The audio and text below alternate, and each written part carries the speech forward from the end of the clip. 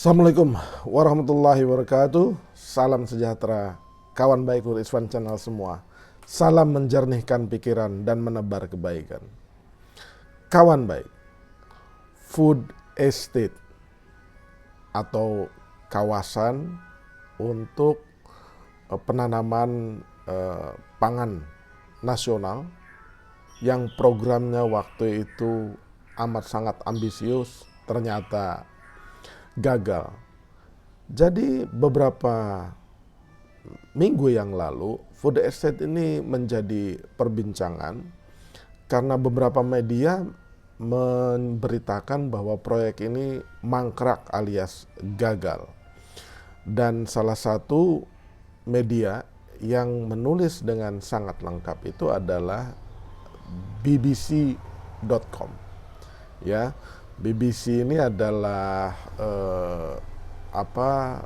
media pemberitaan Inggris yang punya reputasi, kokoh dalam dunia jurnalisme dan punya citra yang amat sangat baik dan dihormati ketika memberitakan sesuatu.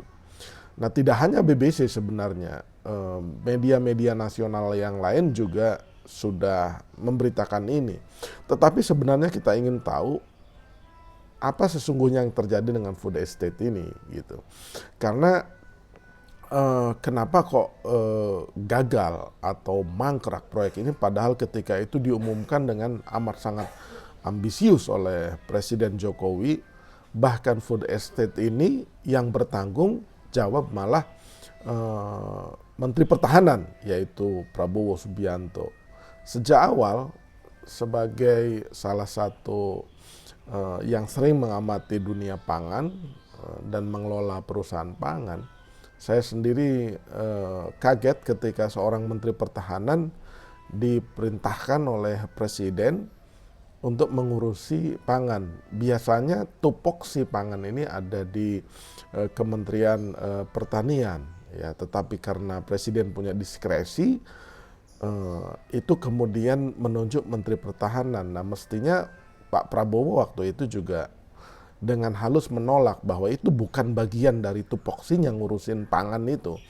Kalau pertahanan dan keamanan itu mungkin masih ada hubungannya dengan seorang Menteri Pertahanan. Tetapi ketika bicara ketahanan pangan, maka tanggung jawab, peran dan tugasnya itu seharusnya diemban oleh Menteri Pertanian. Tapi ketika itu mungkin kurang lebih di medio 2020 yang lalu, ya, berarti kurang lebih 2,5 tahun yang lalu, kita memang membaca dan melihat, menonton televisi bahwa Pak Jokowi kemudian menugaskan Pak Prabowo untuk mengurus lumbung pangan nasional, salah satunya ya singkong, ya, dengan membuat proyek yang disebut sebagai food estate, ya, terkenal dan kondang sekali, dan semua orang euforia menyambut program itu amat sangat luar biasa. Tetapi bagi para pelaku dan pengamat pangan sebenarnya menjadi aneh itu tadi. Pak Prabowo kok yang ditunjuk gitu. Nah, ini di Kompas tanggal 23 September 2020 itu memberitakan judul tadi, ya. Jadi Menteri Pertahanan Prabowo Subianto mengaku kementeriannya tidak akan terlibat dalam seluruh pengembangan food estate atau lumbung pangan. Sesuai arahan Presiden Joko Widodo, Kemenhan hanya akan fokus pada lumbung pangan singkong. Ya. Kementerian Pertahanan akan memegang suatu peranan justru di pembangunan cadangan pangan singkong, kata Prabowo usai rapat terbatas dengan Presiden Jokowi terkait kelanjutan program food estate Rabu. Ya, kemudian sisanya itu nanti terutama masih sebetulnya itu adalah tugas utama dari Menteri Pertanian. Prabowo menyebut ketersediaan singkong sangat dibutuhkan di dalam negeri. Selain bisa dikonsumsi langsung, singkong juga bisa diolah menjadi tepung tapioka atau mokaf yang bisa menjadi bahan roti dan mie. Indonesia sudah menjadi konsumen mie kedua terbesar dunia dan kita ingin menjamin bahwa tidak tergantung dari persediaan luar negeri, kata Prabowo. Ia pun menargetkan akan ada 30.000 hektar lahan yang ditanami singkong di Kalimantan Tengah pada tahun 2021. Lalu jumlahnya akan terus meningkat di tahun selanjutnya. Meningkat terus sampai 1,4 juta hektar di akhir 2025. Prabowo optimistis target ini akan tercapai sebab Menteri PUPR, Menteri Pertanian dan Gubernur Kalteng mendukung rencana ini. Kami yakin bahwa kita bisa atasi semua kemungkinan yang akan dihadapi bangsa ini. Nah, itu jelas ya. Jadi cuma ya lagi-lagi publik tuh aneh gitu. Seorang Menteri Pertahanan ngurusin singkong gitu. Apa kekurangan pekerjaan di Kementerian Pertahanan kan begitu. Mestinya publik tuh suaranya begitu, jadi sumir. Ya akhirnya inilah yang terjadi. Di bbc.com itu diterbitkan pada tanggal 15 Maret 2023 ya. Jadi beberapa hari yang lalu. Judulnya itu ada beberapa judul, setidaknya kalau tidak salah dia rangkaian tulisannya itu kurang lebih ada 3 tulisan, tapi kita perlihatkan hanya 2 artikel saja. Yang pertama itu berjudul Food Estate, perkebunan singkong mangkrak, ribuan hektar sawah tak kunjung panen di Kalimantan Tengah. Itu judul pertama. Yang kedua judulnya itu Program Lumbung Pangan Nasional, Hutan Habis, Proyek Nasional Mangkrak. Nah, itu judulnya nih. Oke, kita ke artikel pertama yang ditulis oleh Queen Pasaribu ya, BBC News Indonesia. Demi mencegah ancaman krisis pangan, Presiden Joko Widodo menggagas program food estate di berbagai wilayah termasuk di Kalimantan Tengah. 2 tahun berjalan di Kalteng, hasilnya 2. gagal. Perkebunan singkong seluas 600 hektar mangkrak dan 17.000 hektar sawah baru tak kunjung panen. Penelusuran BBC News Indonesia bersama LSM Pantau Gambut menemukan proyek lumbung pangan nasional di wilayah ini hanya memicu persoalan baru. Bencana banjir kian meluas dan berkepanjangan serta memaksa masyarakat Dayak mengubah kebiasaan mereka menanam. Pejabat Kementerian Pertanian mengakui ada kekurangan dalam pelaksanaan program food estate, tapi dia mengatakan lumbung pangan di Kalimantan Tengah tak sepenuhnya gagal. Adapun pejabat Kementerian Pertahanan mengklaim mangkraknya kebun singkong disebabkan ketiadaan anggaran dan regulasi pembentukan badan cadangan logistik strategis. Namun sebetulnya apabila sudah ada kepastian alokasi dana dari APBN tahun 2023, maka pengelolaan kebun singkong akan dilanjutkan. Nah, ini yang menarik itu ada cerita seorang warga desa Towai Baru ya, Pak Rangkap, karena kesal lahan yang turun-temurun digarap keluarganya seluas 4 hektar dipakai untuk kebun singkong. Dengan nada bicara tinggi, Rangkap meluapkan kekesalannya tentang hutan di desa Towai Baru di Kabupaten Gunung Mas, Kalimantan Tengah yang sebagian telah gundul. Sebelum berubah jadi kebun singkong, hutan itu adalah tumpuan penduduk setempat mengambil kayu untuk membangun rumah, berburu kancil dan babi serta mencari ramuan tradisional. Kini semua itu hilang, termasuk lahan seluas 4 hektar yang secara turun-temurun ditanami sayur terong, kacang panjang, kundur, dan pohon karet oleh keluarganya. Hutan itu bukan tidak pernah diinjak, itu tempat kami orang Dayak ke hutan. Sekarang lihat saja kayak lapangan, siapa yang tidak marah? Sudah berpuluh tahun tanam pohon karet mau disadap kok digusur, ucapnya sewot ketika ditemui BBC News Indonesia di rumahnya awal Februari lalu. Pria 53 tahun ini berkata warga tidak pernah diajak musyawarah oleh perangkat desa soal program food estate atau pembukaan kebun singkong. Hingga pada November 2020 menurut Rangkap, puluhan alat berat yang dikawal tentara tiba-tiba masuk ke hutan. Kepala Desa Towai Baru Sigo membenarkan pernyataan Rangkap. Proses sosialisasi katanya berlangsung 3 kali pada 2020 karena situasi kala itu pandemi COVID-19 hanya perwakilan masyarakat yang diundang oleh penanggung jawab proyek yakni Kementerian Pertahanan. Mereka yang diajak diantaranya seluruh kepala desa di Kecamatan Sepang, Damang atau kepala adat, mantir perangkat adat, lurah, bupati, kapolsek, dan kapolres. Di situ disampaikan ada program nasional lumbung pangan singkong yang mencakup 4 desa yaitu seluas 31.000 hektar, setara dengan setengah luas DKI Jakarta. Namun, tak ada penjelasan lanjutan soal mengapa lahan food estate itu menggunakan hutan produksi di desanya dan mengapa tanaman singkong yang dipilih. Selaku kepala desa, Sigo mengklaim tak berani menolak kebijakan dari pemerintah pusat. Kami tetap menerima. Yang penting program ini terjadi, masyarakat inginkan ada tenaga kerja lokal sesuai kemampuan masing-masing. Ternyata fakta di lapangan sejak lahan dibuka sampai ditanam, di singkong tidak ada dilibatkan masyarakat satupun. Kebun singkong dijaga ketat. Apa yang terjadi dalam kebun singkong tak ada yang tahu. Kepala Desa Towai Baru Sigo berkata masyarakat dilarang masuk ke area tersebut, begitu juga dirinya.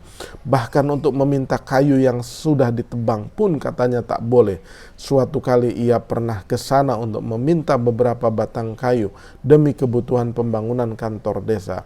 Tapi begitu sampai katanya dia dicegat tentara. Ya, ini area hutan produksi di Desa Towai Baru. Jadi artikel ini dilengkapi dengan foto-foto ya yang memperlihatkan udah jadi ya lapangan tuh dan tidak ada apa-apa gitu. Nah, Rangkap juga mengalami kejadian serupa. Dia berkisah waktu itu ia mau mengambil sayur di ladang miliknya. Saat tiba lahannya sudah habis dibabat. Di lain hari dia hendak mencari kayu untuk memperbaiki rumah namun dicegah. Kayu itu bukan untuk dijual, untuk dipakai kok dilarang, kayak penjajahan saja katanya kasar. Sejak itu Rangkap tak pernah mau menginjakan kaki di sana. Sampai di akhir 2021, satu persatu pekerja meninggalkan area itu. Tak ada informasi dari pekerja kontraktor di kebun singkong kenapa mereka pergi, tutur Sigo. Ia pun tak tahu status program food estate ini dihentikan atau masih berlanjut usai terbengkalai. Jadi ini foto sejumlah alat berat milik Kemenhan dibiarkan terlantar ini. Jadi saat BBC News Indonesia melihat kebun singkong itu, tak ada satupun orang berjaga di sana. Warga sudah leluasa masuk dan keluar dari area tersebut. 7 alat berat termasuk ekskavator teronggok dalam kondisi rusak. Sepanjang mata memandang, kebun singkong seluas 600 hektar itu dibiarkan tandus. Bekas gundukan tanah yang dipakai untuk menanam singkong hampir rata dan sudah ditumbuhi rumput. Namun sisa-sisa tanaman singkong yang setahun ditelantarkan masih ada jejaknya. Batangnya kurus dan pendek tak sampai 1 meter. Padahal normalnya pohon singkong memiliki tinggi batang 1 hingga 4 meter. Daunnya juga kecil-kecil dan sedikit. Ketika dicabut satu pohon hanya berisi 2 atau 5 singkong sebesar jari telunjuk. Mirip wortel, jauh berbeda dari umumnya yang bisa sebesar tangan. Kepala Desa Towai Baru, Sigo, dan masyarakat sekitar bahkan mengaku tak pernah melihat pekerja memanen singkong-singkong itu. Lahan kebun singkong tidak cocok. Jadi kata kepala desa dan para petani di sana, ya karakteristik tanahnya itu 70% itu pasir. Ya, sementara lahan yang baik untuk menanam ubi kayu adalah tanah yang memiliki struktur gembur, remah, dan punya bahan organik. Nah, dari dulu saya bilang, nah kata Rangkap seru nih, dari dulu saya bilang, daerah ini tuh namanya Gunung Mas. Jangan ditanam macam-macam, jangan dibalik jadi gunung singkong, ujar Rangkap setengah berteriak. Kalaupun mau digunakan untuk tanaman singkong, menurut dia, tanah itu harus diolah terlebih dahulu. agar subur, sebab mustahil singkong tumbuh di atas tanah berpasir katanya. Jadi kalau tanam singkong itu harus lihat kondisi tanah, benar tidak? Walau bodoh, masyarakat kan tahu kondisi tanahnya. Kalau kayak gini tanam singkong mandek apa jadinya? Hutan habis, singkong nggak jadi. Siapa yang rugi? Masyarakat yang kena dampaknya. Ya. Ini foto seorang warga desa Tawai Baru, John Noel. Jengkel karena rumahnya yang berada di pinggir sungai selalu kebanjiran. Sejak hutan dibuka, kata kepala desa Tawai Baru, banjir di wilayahnya makin parah. Ketika hujan turun, air sungai Tambun dan Tambi yang melintasi desa meluap.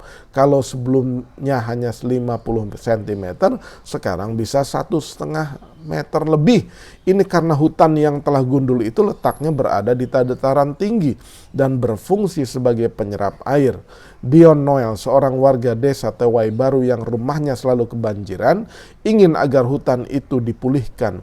Banjir ini nggak enak, makan hati kami. Apalagi kalau banjir di malam hari, waktunya tidur malah air naik, tambah imbuhnya.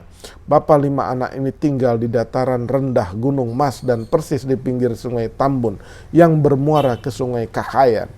Ia berkata hujan lebat selama 2 jam saja berlangsung, merendam sebagian rumahnya dan baru surut esoknya. Sudah tak terhitung barang-barang perlengkapan rumah yang hanyut terbawa banjir. Kalau kami mau di stop, stop saja kalau bisa, karena kami kena dampaknya. Jadi rakyat di sana tuh pengennya ya udah di stop aja tuh proyek food estate-nya. Nah sekarang food estate padi yang tak kunjung panen. Selain singkong, pemerintah juga mengembangkan food estate atau lumbung pangan padi di Kabupaten Kapuas dan Pulau Pisau. Sebagian besar atau 62.000 hektar area sawah padi yang masuk program itu berada di atas lahan eks pengembangan lahan gambut atau PLG. Wilayah tersebut dipilih karena statusnya bukan lagi kawasan hutan. Menengok sejarah ke belakang, kata Kepala Dinas Pertanian Provinsi Kalteng Sunarti, di era pemerintahan Soeharto dan SBY, area itu menjadi sentra padi. Meskipun gambut sambungnya, tapi tidak terlalu dalam, sehingga tanah di sana klaimnya subur lantaran sudah diolah bertahun-tahun oleh warga transmigran. Untuk program ini penanggung jawab proyeknya yakni Kementerian Pertanian menggunakan 2 metode, intensifikasi dan ekstensifikasi. Intensifikasi artinya menggenjot produksi padi dari lahan sawah yang sudah ada jadi lebih tinggi lagi. Sedangkan ekstensifikasi meningkatkan hasil pertanian dengan cara mencetak sawah baru di atas lahan tidur atau terlantar. Nah, ini lahan, ini fotonya nih, lokasi lahan cetak baru nih, di desa Mantangai Hulu Kapuas. Kalau menurut beberapa pengamat pertanian, food estate semestinya fokus pada upaya ekstensifikasi, mengingat luas lahan pertanian di Jawa kian menyusut akibat pembangunan. Data Kementerian Pertanian menunjukkan luas lahan ekstensifikasi atau cetak sawah baru pada 21 dan 22 di 2 kabupaten di Kalteng mencapai 17.175 hektar. Hanya saja dari ribuan hektar itu belum ada sawah yang bisa dipanen karena lahan baru dibuka dan ditanam, kata Koordinator Perlindungan Lahan Ditjen PSP Kementan Dede Sulaiman. Betulkah seperti itu? BBC News Indonesia menemukan sejumlah persoalan mengapa lahan ekstensifikasi tak kunjung panen. Tak ada peran Dinas Pertanian. Di Desa Mentangai Hulu Kabupaten Kapuas, Saryanto dan 16 pemilik lahan di sana mengatakan penyebabnya adalah karena tak ada peran dari Dinas Pertanian. Luas lahan milik kelompok tani yang dipimpin Saryanto mencapai 17 hektar. Pertama kali mereka tahu desanya masuk program food estate sekitar Mei 21, kata dia. Lewat pertemuan di kantor desa, perwakilan dari kontraktor dan petugas penyuluh pertanian lapangan menjelaskan bahwa lahan di Desa Mentangai Hulu nantinya akan dijadikan area pertanian food estate. Masyarakat menurut petugas penyuluh sebagaimana yang diingat Saryanto bisa mengusahakan lahan tersebut untuk menanam padi sawah. Akan tetapi seingat Saryanto, petugas penyuluh tak ada menyinggung manfaat atau hasil program tersebut. Ia dan anggota kelompok tani menyatakan bersedia lahannya masuk program lumbung pangan karena ada lahan yang tidak dikelola dengan food estate, ada usaha yang bisa ditunjang. Kami ya antusias, ucap Saryanto ketika ditemui BBC News di rumahnya awal Februari lalu.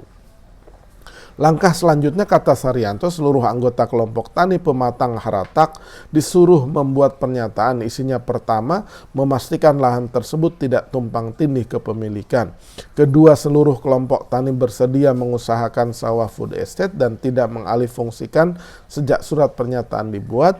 Ketiga, seluruh anggota tidak akan pernah melakukan transaksi jual beli lahan yang dijadikan sawah food estate. Terakhir, jika ada tanaman yang di atas lahan yang akan dijadikan lokasi sawah food estate, mereka tidak akan menuntut ganti rugi. Di penghujung surat tertulis, apabila seluruh anggota kelompok tani tidak menepati pernyataan ini, maka bersedia menerima sanksi sesuai peraturan yang berlaku. Kira-kira Juli sampai Agustus 2021, menurut Saryanto, eksavator didatangkan ke desa untuk menggarap 17 hektar lahan rawa gambut yang selama ini terlantar. Semak belukar dibabat habis dan batang pematang sawah dibuat. Tapi selesai garap lahan, dia mengatakan tak ada kelanjutan apa-apa. Tak ada juga pelatihan kepada para petani bagaimana menanam padi sawah. Padahal, kata Saryanto, hal itu penting karena mereka tak punya pengetahuan tentang itu. Sepanjang hidupnya ia hanya pernah menanam padi ladang, yakni dengan cara membakar lahan. Prosesnya seperti apa belum pernah ada pelatihan sampai sekarang. Selama ini kami terbiasa menanam padi ladang dengan mengandalkan hasil pembakaran lahan sebagai pupuk.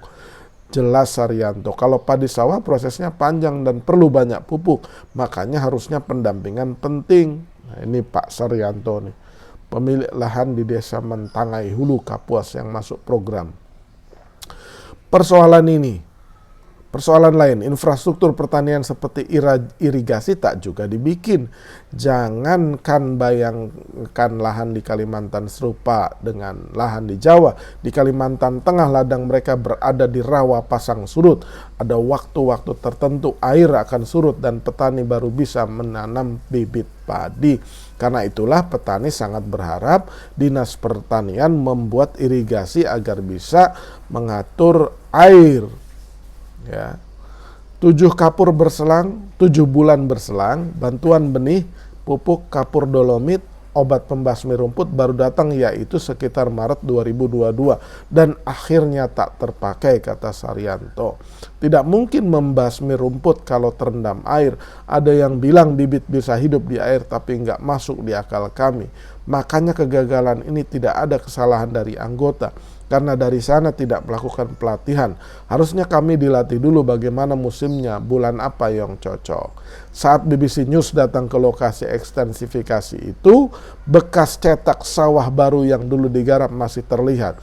Meskipun telah dipenuhi semak belukar, kata Saryanto, kalau ingin menggarap ladang ini menjadi sawah padi, maka prosesnya harus diulang dari awal lagi. Nah ini, mengapa program lumbung pangan tak ada yang berhasil? Direktur LSM Walhi, Kalteng, Bayu Herinata mengatakan pihaknya sudah mengira lumbung pangan ini bakal gagal seperti yang sudah. Perlu diketahui program serupa pernah dijalankan oleh mantan Presiden Soeharto dan SBY di Kalteng, namun tak ada yang berhasil. Penyebabnya karena kajian yang sangat kurang dalam hal kesesuaian lahan dan kondisi sosial masyarakat di Kalteng, ujar Bayu. Menurut Bayu, menanam padi di atas lahan eks pengembangan lahan gambut adalah tindakan serampangan, sebab fungsi gambut sebagai pengatur siklus air justru dieksploitasi sehingga terjadi kekeringan dan belakangan memicu kebakaran lahan. Kini pemerintah tak cuma mengobrak-abrik gambut tapi merembet ke kawasan hutan yang menjadi lokasi kebun singkong. Padahal hutan itu adalah habitat orang hutan. Di sana salah satu wilayah yang tutupan hutannya masih bagus dan itu jadi koridor orang hutan, ujarnya. Waduh, hutan pun dibabat, jadi orang hutan pun kehilangan tempat tinggal. Sejumlah warga yang tinggal di sekitar kebun singkong membenarkan ucapan Bayu. Beberapa kali mereka melihat 2 orang utan dewasa melintas di hutan itu. Dalam hal kondisi sosial masyarakat, sambungnya, orang Dayak sebetulnya sudah punya pola pertanian yang sesuai dengan kearifan lokal mereka. Sehingga mereka tahu betul mana lokasi yang bisa dijadikan lahan pertanian. Sayangnya dia menyebut program food estate ini mengabaikan peran penduduk lokal termasuk pengetahuan mereka. Masyarakat di sini pola pertanian sawah belum dekat. Kalaupun ada itu bukan orang lokal tapi transmigran. Penduduk setempat terbiasa berladang dengan membakar lahan. Tapi kalau terjadi kebakaran mereka yang disalahkan. Padahal mereka paling punya lahan 2-3 hektar saja. Apa yang terjadi sekarang menurut Bayu? Masyarakat lokal dipaksa menjalankan praktek menanam yang berada dari kebiasaan dan itu bukan perkara sederhana. Butuh proses yang panjang untuk berubah. Ya, persoalan lain mengapa program ini kandas katanya. Benih yang diberikan ke petani lokal tidak sesuai dengan pengetahuan mereka. Semisal siam munus atau siam mayang. Benih untuk food estate menggunakan varietas Inpari 42 dari Kementan. Kalau kata Kementan ini, food estate tak sepenuhnya gagal. Kepala Dinas Pertanian Provinsi Kalteng Sunarti menampik tuduhan bahwa jajarannya tidak melakukan pelatihan kepada petani lokal seperti yang terjadi di Desa Mentangai Hulu, Kapuas. Ia berkata petugas penyuluh di tingkat kecamatan sudah ditugaskan untuk melakukan pendampingan. Namun soal irigasi diakuinya masih belum berjalan, kecuali di Kecamatan Dadahub, Kapuas yang menjadi lokasi intensifikasi. Rencananya pada tahun ini proses perbaikan maupun pembangunan irigasi baru akan dilanjutkan oleh tim dari Kementerian PUPR, kata dia. Gitu. Nah, kalau Koordinator Perlindungan Lahan Ditjen Prasarana dan Sarana Pertanian Kementan, Pak Dede Sulaiman mengakui memang ada kekurangan dalam pelaksanaan program food estate itu. Ya, jadi bahasanya sama, tak sepenuhnya gagal. Nah, ini Presiden Joko Widodo dan Menteri Pertahanan meninjau lokasi estate di Kapuas pada 9 Juli 2020. Nah, ini kira-kira demikian ya. Itu kalau kawan baik lanjutkan membacanya ya, setelah subjudul Kementan mengklaim bahwa program itu sepenuhnya tidak gagal, maka ada juga judul yang menarik, apakah proyek food estate ini sebenarnya diperlukan. Kalau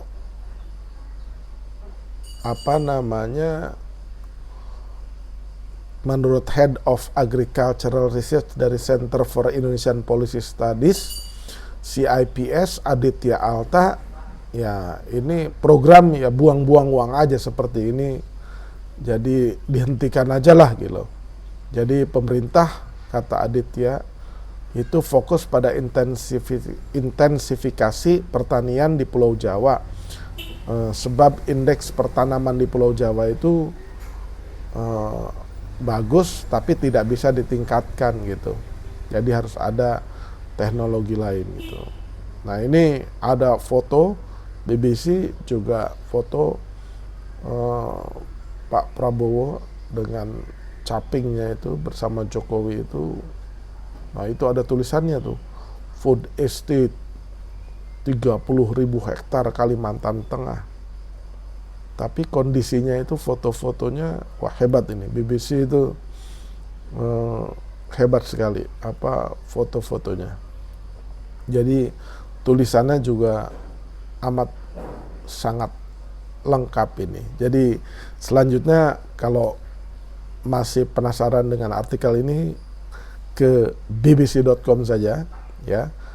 Tulis dengan judul itu tadi yang sudah diberitahukan di awal, food estate perkebunan singkong mangkrak ribuan singkong food estate perkebunan singkong mangkrak ribuan hektar sawah tak kunjung panen di Sulteng. Demikian kawan baik, itulah fakta ya yang terjadi tentang program yang dulu amat sangat ambisius digagas oleh Pak Jokowi dengan memerintahkan Menteri Pertahanan mengurusi lumbung pangan. Ya, dari awal ya memang sudah salah desain gitu. Menteri Pertahanan kok disuruh untuk ngurusin singkong gitu. Ya kok Pak Prabowo-nya juga kok mau gitu. Pak Jokowinya ya nggak ngerti kita konsepnya apa itu memerintahkan seorang Menteri Pertahanan ngurusin pertanian gitu. Jangan lupa subscribe, like, share, dan komen. Terima kasih.